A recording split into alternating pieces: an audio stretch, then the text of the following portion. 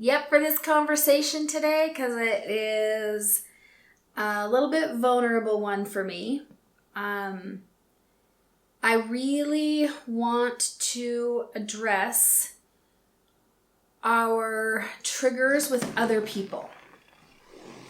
And in order to do this effectively, I feel like we all need to be, including me, really, really willing to look at some of the deeper issues. I have a pattern in my life that I'm going to share with you that has been one of the most painful things for me, which is I have a pattern where I want to, bring everyone in. I want to include everyone. I want everyone to be happy, everyone to get along. And there, a lot of people are like, yeah, let's do that. And then I will and it feels random to me, I will randomly trigger somebody and they will turn against me. And I will have no idea what I did, what I said, how I lost their friendship, or it'll be someone I barely know who has this deep-seated hatred of me out of nowhere. To me, out of nowhere. And it is so painful for me. I know that there are a lot of people that can do the thing, oh, I don't care what people think of me, haters gonna hate, And it has been one of the main fears about me putting myself out there. Whether it's like I'm doing now with Coffee with Dawni, or doing big events, or, having a big Facebook group or whatever, is, oh no, I'm going to bring that energy into my life of people being triggered by me, hating on me, talking crap about me, behind my back, whatever. And so I've really, really been looking at this and seeing, where am I adding to it? Where am I on the other side of it? So allowing myself to get triggered by other people. And I've just dived right into it. So the first thing is just admitting that when it happens to me, it hurts a lot. And just being okay with that. I'm not trying to change that, because I've tried for many, many years to not care, and I still care. So part of this is just me admitting admitting to you guys that when it happens, it is actually painful for me, and I'm not going to let it stop me. Okay, so we've talked a little bit before about being willing to receive judgment, and I am surrendering to that. I'm surrendering to that I will be judged, I will be criticized, and that it will hurt my feelings. So that's just, it is what it is, and I'm okay with not being okay sometimes. So there's that part of it. And I know, you guys, I can't be the only one. I can't be the only one that has a tendency to bring that energy out in other people. But even for the people that feel that about me, I usually still love them. So that's just, I'm going to love some people that hate me, and I can be with that. The other thing is, I really, really want to look at, why do certain people trigger us? There are things and experiences and whatever that trigger us, but why do certain people trigger us? So I want you to think in your mind about somebody that just bugs you. They just bug the shit out of you. You don't even necessarily know why. Maybe you find them obnoxious. Maybe they just get something in you, just sort of, likes it when they're not doing well, or man, I wish she would put on 50 pounds, or you kind of find yourself either being happy when they're not succeeding, or you just feel this repulsion to them. Okay, they trigger you. Now, there's no way in one video to cover all the possibilities there, but I want to cover two possibilities. The first one I want to talk about is something I've experienced quite a bit. And that is that there's something about that person that reminds me of my own shadow. So we've been talking about archetypes, and maybe they have the same archetype as me. And they're in first we're going to talk about they have the same archetype as me, and they're in the shadow of it, which reminds me of my own shadow. So it's actually that I wish I wasn't like that, but watching it outside of myself reminds me that I still have to work on that, and it's just repulsive. Or where it's someone that reminds me of my younger self, okay? I have so experienced where someone will drive me crazy, but it's because they remind me of the way I was when I was 22. They remind me of those parts of myself that I really have rejected and pushed away. So that's one possibility when we're getting triggered, and one place we can look. Does this person remind me of parts of myself that I have pushed away? Maybe things you were when you were younger, or things you're like trying not to be anymore. So for instance, let me give you an example. I was a huge flirt when I was younger. And so when I see girls, like what I feel is like overly flirtatious, I'll just roll my eyes. I don't like to be around it, but it's because it reminds me that I used to be like that, which has been embarrassing for me. So the way that I've been dealing with that is when I notice that, I'll bring, invite it to the table, right? Hey, well, here's a piece of myself I've been pushing away. I'm just going to go ahead and let myself be with it and be okay with it and heal it. All right? Here's the second possibility.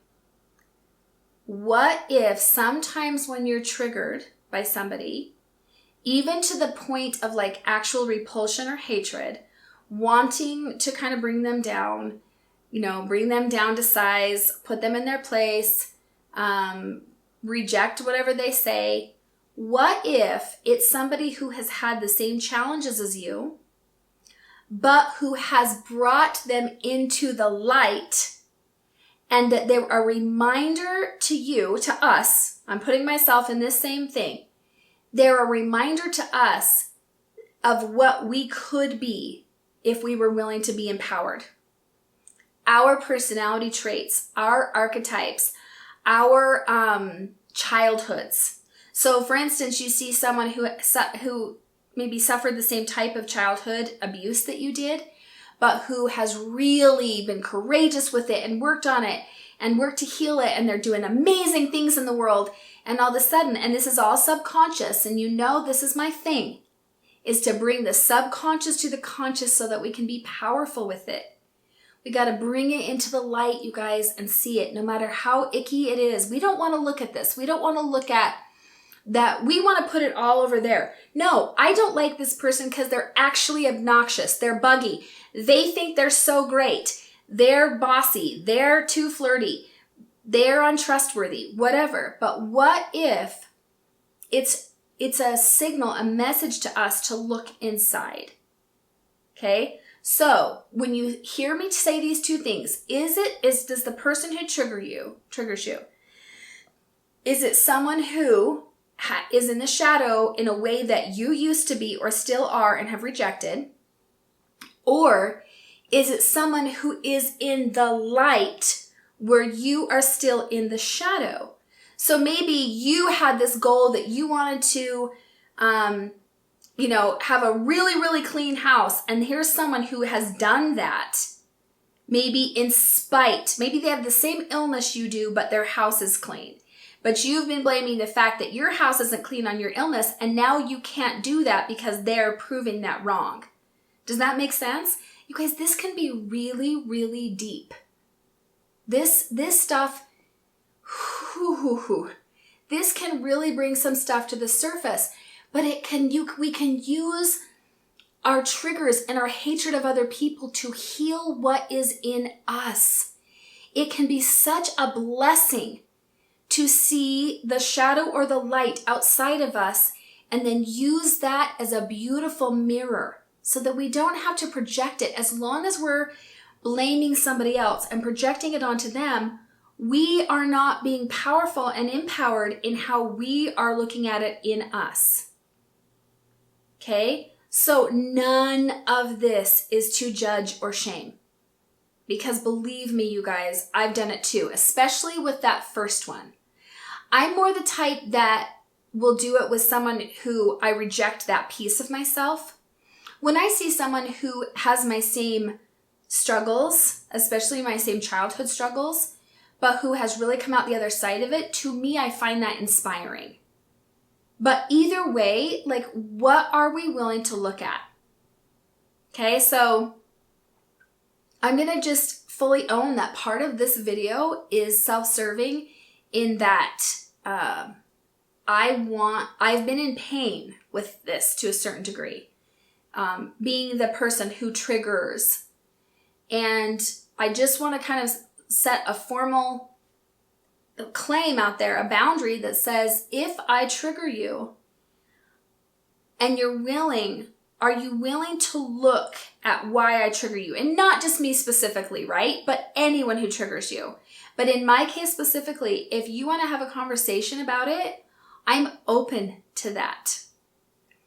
I'm open to that. So can we fully own our triggers and maybe even have a conversation?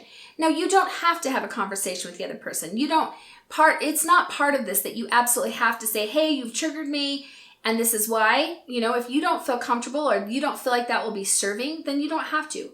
But so who's with me here? Who is willing to look at this? Who is willing to look at why you've been upset with someone? If they have not, like, you can really be honest with yourself and go, okay, honestly, they haven't really done anything to me personally. They haven't hurt me. They certainly haven't knowingly hurt me. So why do they trigger me? And look, and here's the deal. I would love to hear from you, because if there are other things you're seeing, like you're like, okay, there's someone who triggers me, but it's neither of those scenarios, but it is this scenario. Now that I'm willing to look inside myself and use this as a mirror, then here's the scenario that I see.